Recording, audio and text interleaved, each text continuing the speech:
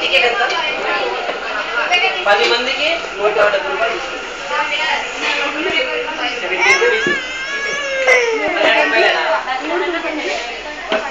bus 19 ఏమో 17 అంటే bus direct Majestic కదా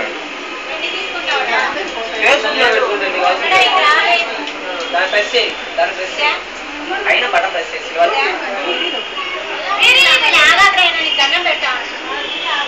తనీష్ తనీష్ తనీష్ తనీష్ వీడియో నానా వీడియో